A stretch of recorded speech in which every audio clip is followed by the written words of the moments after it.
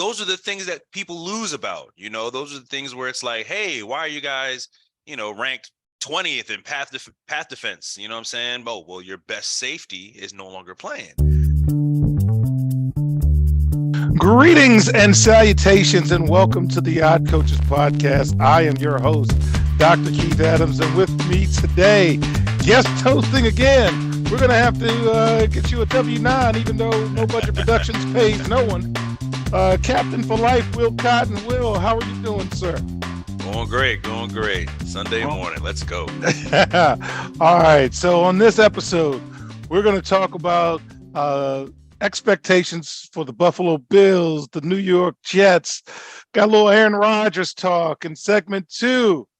We're going to take another dive, but this time we're going to talk about a backup. We're going to take a dive on Malik Willis and what's going on. We're going to talk about Kyler Murray in segment 2. And in segment 3, we got Ravens talk, and them dang blasted running backs are just getting just hosed. But let's jump into it. Buffalo Bills. Now, again, fans, a lot of what we talk about is in preparation for things that are strictly for entertainment purposes only, and we'll talk about that in segment 2. But the Buffalo Bills announced last week contract extensions for their general manager, Brandon Beane, and their coach, Sean McDermott, through 2027. The 2023 season will be the pair's 7th season together, Will. And they have 3 AFC East division titles and made the playoffs 4 consecutive years. But they ain't sniffed the big one. So they're locked in to these guys. McDermott is 49. He is 62-35. He's 4-5 in the postseason. The Bills have won at least 10 games in a season. Will, are the Bills ready to win it all now? Or is this reward for past good deeds? I mean, we've kind of seen this before, right? I mean, we saw this in the 90s with Marv Levy.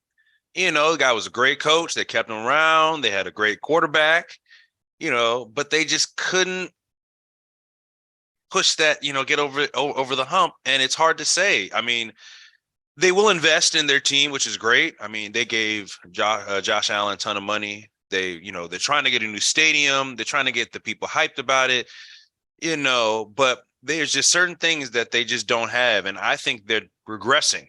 I don't think they're really getting better. I think like last year, Josh Allen probably played the worst I've seen him play, and he played pretty well. There were certain games I'm just like, why would he throw that? Or why would he do that? He takes a lot of hits, Will. Yeah. He takes a lot of hits.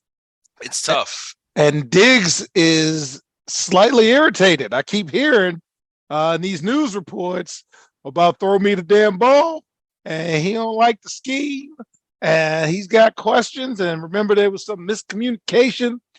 Von Miller's a year older. I'm kind of paused on him.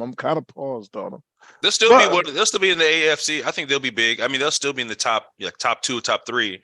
As long as Josh Allen's there. But, I don't know if they'll have, unless they make a play for like Dalvin Cook, that would really kind of, tip the scale a little bit, in my opinion.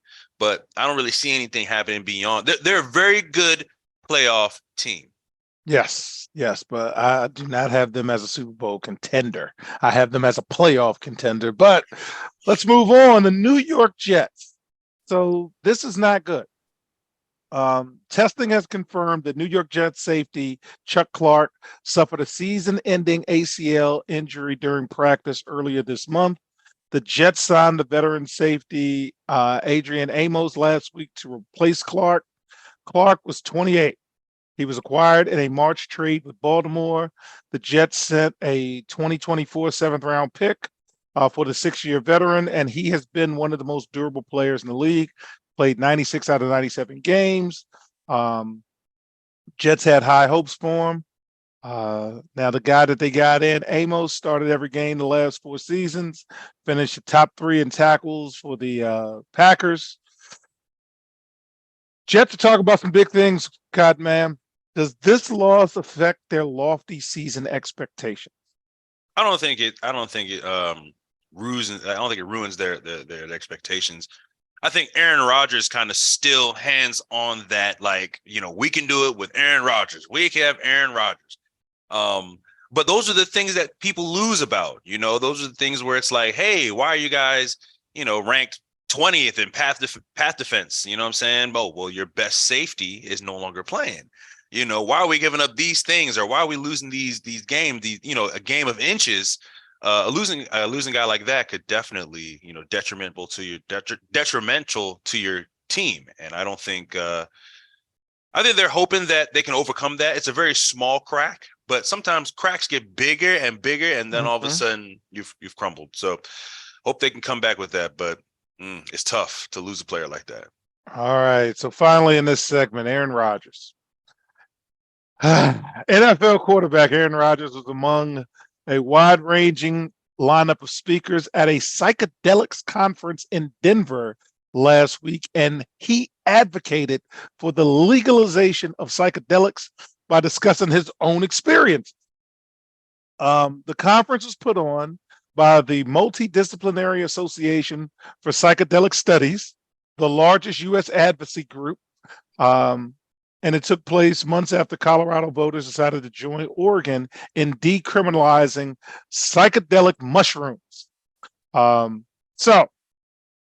Rodgers said he wants to change the conversation by dispelling these archaic myths about the dangers of psychedelics or the negative effects, and start to share the actual wisdom and truth about it. Aaron Rodgers said, and I quote, he believes that the way to move the conversation forward is for others to be comfortable in discussing their own experiences. The NFL said last year that Rodgers' use of I don't even know how to pronounce it. It's Hushaka, wasn't considered a violation of the NFL drug policy, as it wouldn't have triggered a positive test on either the substance abuse or the performing enhancing policies.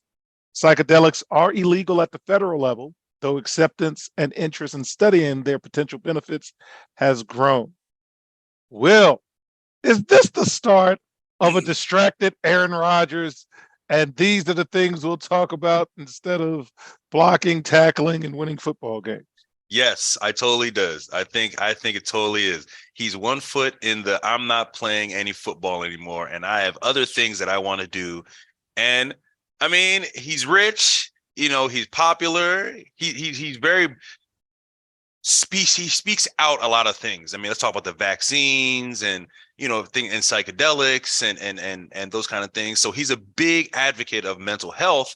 So I love that. I love the fact that he is that. But unfortunately, that's not his job right now. His job is to play football and do his things. And I just think he's doing too many things. He's doing, and you know what they say, man.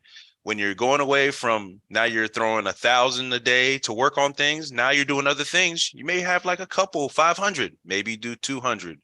So he's not doing the same amount of reps. He's definitely not the same amount of, I'm not saying he doesn't not love the game, but he's doing too many things. He's too many things, too rich, too accomplished, Yes. So. And we have seen what happens, unfortunately, when you're too rich. Yes. But I'm going to digress. And in segment 2, we're going to talk about Malik Willis and his growth, development, and seeing what's going on in Tennessee. We'll be right back on the Odd Coaches podcast. Why should student athletes use the CKA SAVE Project academic and athletic consulting services? Over the past 15 to 20 years, colleges, universities, professional sports teams, business organizations, and others have increased their use of consulting services to improve their decision-making processes and results. Over the same time, the athletic and academic landscape has changed for high school and college student athletes, as the NCAA has raised initial academic eligibility requirements for student athletes while decreasing the number of transfer restrictions. Former college student athletes have noted that they were academic and athletically unprepared for the rigors of college. Let the CKA SAVE Project's close to 30 years of academic and athletic experience help guide student athletes to increase success as we work to help student athletes achieve the goal of obtaining a college degree. For more information, contact Dr. Keith Adams by email at cka@cksaveproject.org.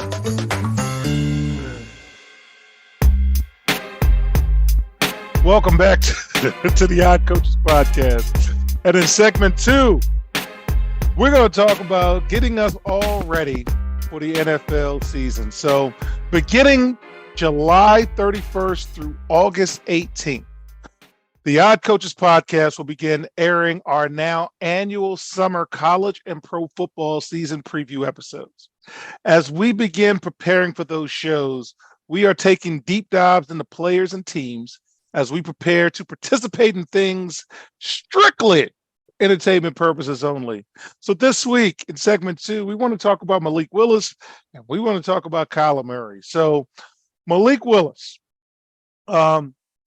he came in last year, a little bit of hype, a little bit of fanfare.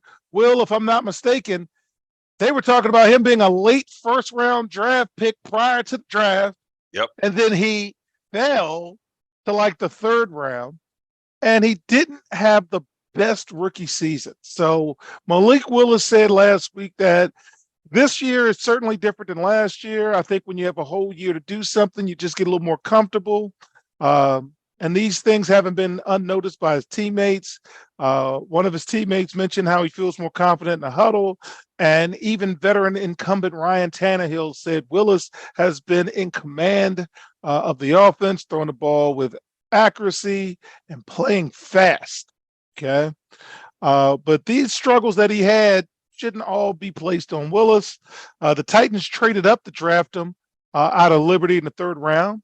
And despite being one of the highest rated players in his position, he was put into the project category. And a project is simply an idea that you take a work. For the CKA project, Save project, we think that if you invest in student athletes and the people who work with them, you'll get a better product and you'll get a college graduate and all of these things. So I get it. Now we have a new GM though, and the new GM made an effort to get the quarterback room a little stronger, and they moved up to take Will Levis with the 33rd pick. So you got a quarterback room with Ryan Tannehill, Malik Willis, and Will Levis. And Malik Willis is working hard. He's working out with his trainer, and he's doing all the things. So 2 questions for you, Cotton Man. 1, does Tennessee even have a direction in the terms of a quarterback position? And 2, will they improve? Because if you notice, and remember, they lost 7 straight to conclude their season last year. Take it in any direction you want to. I don't think they really know what's going on with the quarterback. I think they're trying to flush it out. They have 3 kind of like unique kind of situations. I mean, they have Ryan Tannehill, who's a very tenured veteran, who's also very expensive at the same time. You have Malik Willis, who obviously we've seen the physical tools that he has. And, you know, you're obviously very like tap into that strength and ability. And then you have, you know, Will Levis, and it's like, you know, he's new kid on the block. He's a rookie, gets the kids shiny toy. Yeah, you know. So it's interesting. I mean, it's interesting. Again, this is a team that runs the ball. So at the end of the day, you know, if you're talking about running and incorporating a run offense, I mean, Malik Willis seems to be the one to go with. But I don't think they really know what's going on. I think they don't really know what's Derrick Henry in terms of money.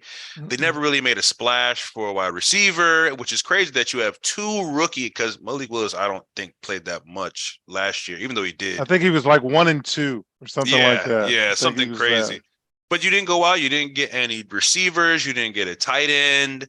I mean, it's tough. It's tough. I think at some point they're going to have to get away from the coach, change the whole scheme, and you know, like, remember there was a kid that was floundering for a long time. His name was Geno Smith, you know, and all of a sudden the guy gets onto the right team, gets into the right scheme, and all of a sudden, oh man, I've never seen this. So to be honest with you, as a young quarterback who's trying to develop, I don't think Tennessee is where you want to be. I think at some point at some point they're going to get traded. You know, Levy and Malik Willis at some point, because you're not going to thrive, and they don't develop the quarterback. So yeah. And Malik Willis was 1 and 2 last year, but an interesting stat with Malik Willis, he was unable to register a 100-yard passing game and had more interceptions than touchdowns. So that's bad math. But Let's move on to Kyler Murray. As the Arizona Cardinals made their way through their offseason programs, Kyler Murray who's rehabbing from an ACL injury, spent the entire offseason in Arizona. And as a result of that, he forged more of a bond with his teammates. That's not a bad thing. Murray is still weeks away, maybe even months away from taking the field, but he made his presence felt daily in the offseason, which was a change from past years. Colt McCoy will be the number one quarterback, and the Cardinals do open up with the Washington Commanders. So the triumphant return of Colt McCoy. What do you think? Is this a case of too much, too little, too late to try again with you? And yes, that is a dated song lyric from the late 70s, early 80s. Is it just too late for Kyler Murray in Arizona, or is it something we can salvage? I don't think it's too late or the end. If I was Arizona, I would totally tank this season. I wouldn't rush them. I would say take your time. Let's get that knee strength. Get it strong. You're not winning a Super Bowl. Let's be real with ourselves.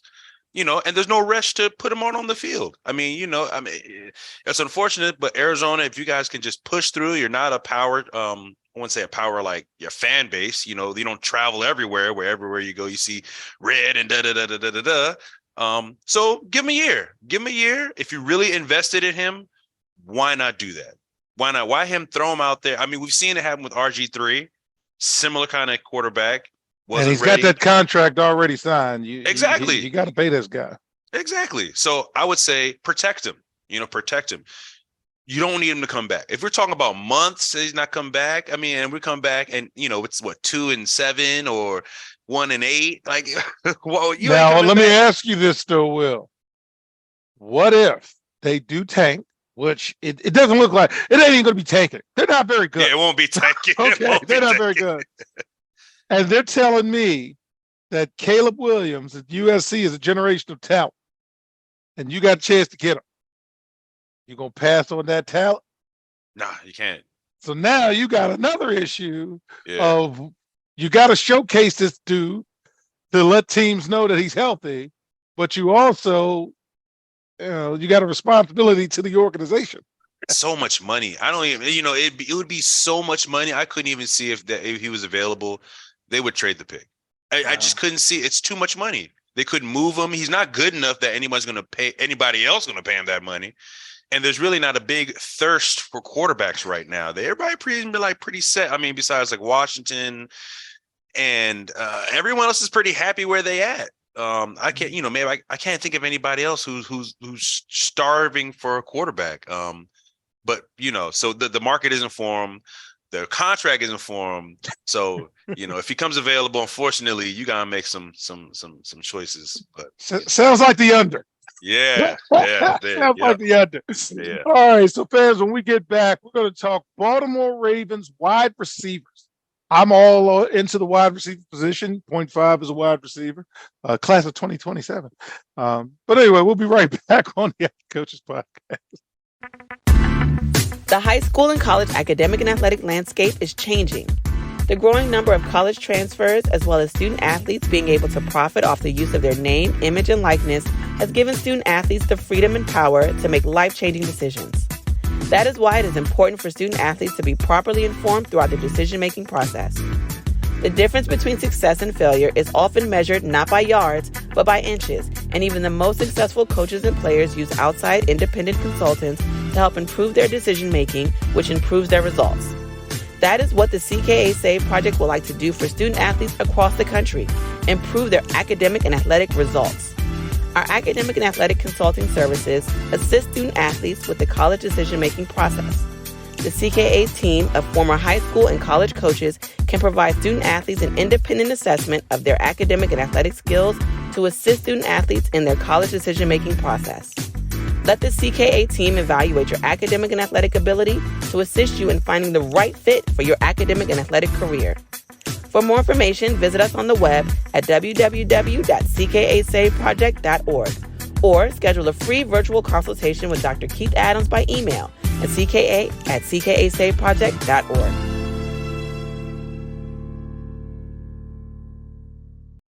Welcome back to the Odd Coaches Podcast. In segment 3, I got to talk about the Ravens wide receivers. So the Baltimore Ravens have gone from having the least productive group of wide receivers to potentially having a historic unit.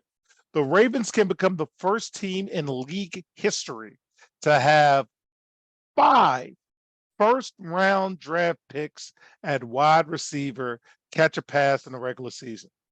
The 2005 Detroit Lions are the only team to have 4 different first-round wide receivers, but they stunk too. So it's not like that led to high levels of winning. So let's talk about these guys. Okay, it was a position of priority for them. So you have Rashad Bateman. Does that name ring a bell to you, Will? Oh, yes. Okay, is he good? Underperformer. Underperformed. You know I love that. They have Odell Beckham Jr. in 2023. Was last good in 2016. I'm not buying. Okay. Nelson Aguilar. Uh, Tough. He had a great season. But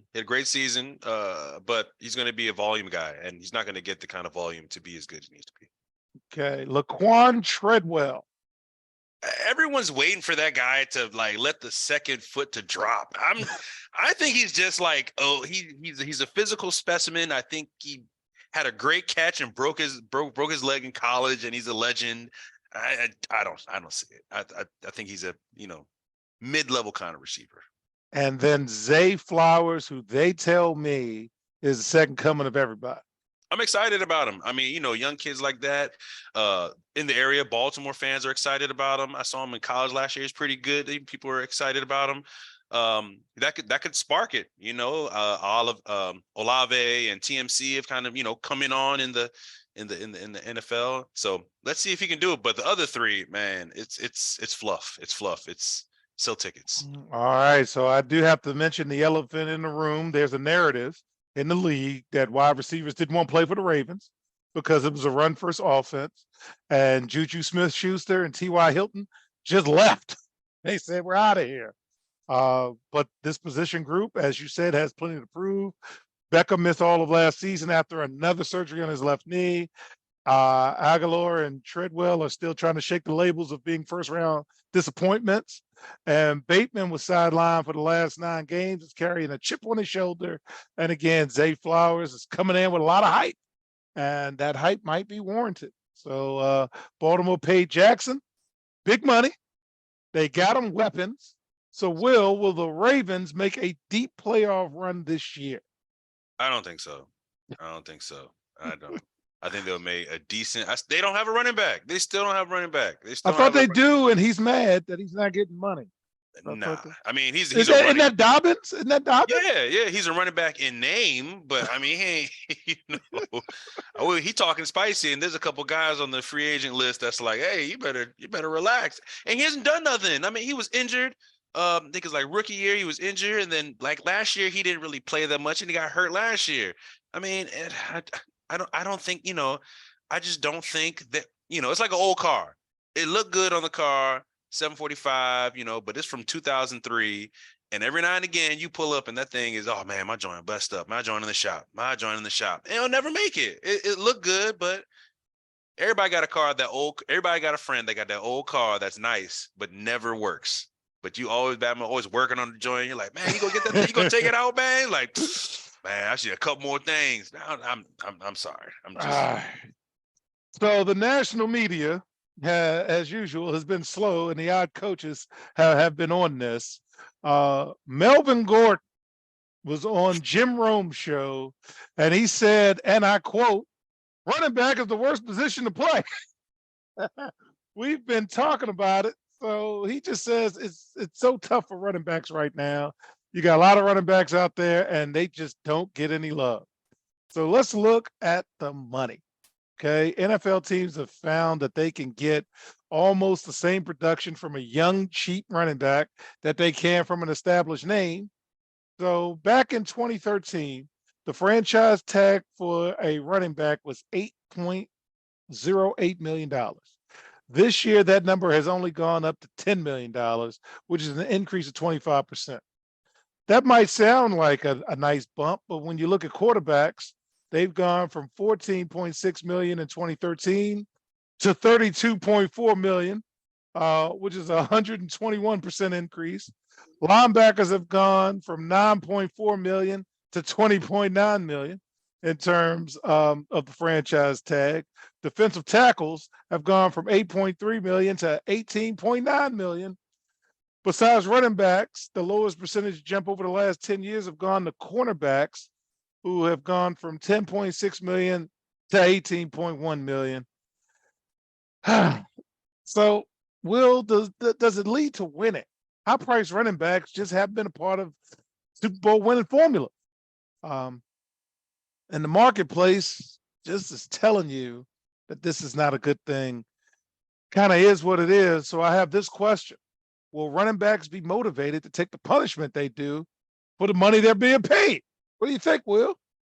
Well, they have to, or they're gonna have to have to diverse their skills, become more pass catches, and be like, hey, it's difficult. It's difficult. At the end of the day, we're coming out of an era where you don't need a bell cow. You don't need a number one running back guy. Like, that's a big thing in the 90s that was very, popular. And, the NFL, man, they love the old stuff. They recycle old coaches. They think stuff is, great. Oh, we still running cover 2 and the Tampa and all this, but the league is moving a lot faster.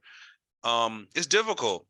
I think on top of what Melvin Gordon was saying is he's a little salty still about the Chargers and the situation with him and in the contract.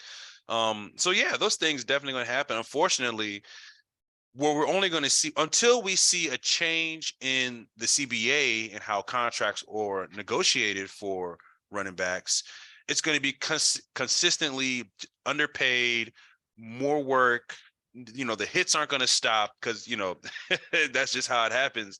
But they have to restructure the CBA. And the only way they can do that is make shortened contracts for running backs. And until then, they're going to get the short end of that stick. Well, fans, I'm in agreement with Will. It's just a tough spot for them because I am naturally frugal by nature. And I want a bargain basement quarterback, and I will get a running back by committee. And I don't really want a lot of noise from my wide receivers. And I pay for defense. So, Will, I appreciate you sitting in this week for my partner. So on behalf of my tag team partner, Coach Mike Francis, and guest host, Captain for Life, Will Cotton, I'm Dr. Keith Adams saying thank you for listening and or watching the Odd Coaches podcast, and we will see you on the sidelines. Till next time, take care. The Odd Coaches podcast is sponsored by the CKA Save Project. The CKA Save Project is an industry leader in providing student-athlete academic and athletic support. From assessing student-athletes' academic and athletic skills, to measuring and monitoring student-athlete academic progress, to improving student-athlete time management and organizational skills, the CKA Save Project provides wraparound services for student-athletes from middle school through college. For more information, visit us on the web at www.ckasaveproject.org or schedule a free consultation with Dr. Keith Adams by emailing cka@ckasaveproject.org. We hope you enjoyed today's show. The Odd Coaches podcast drops new episodes every Tuesday through Friday on most weeks. Make sure you subscribe to the Odd Coaches podcast on Apple Music, iHeartRadio, Podbean, Spotify, and YouTube. Follow the Odd Coaches podcast on Twitter and Instagram at Odd Coaches. Follow Dr. Adams on Twitter and Instagram at CKA Save Project. In addition, follow Coach Mike Francis on Twitter and Instagram at Coach Franchise, spelled Coach Franchize. For more information about the CKA Save Project, please visit them on the web at www.ckasaveproject.org. See you next time on the Odd Coaches Podcast.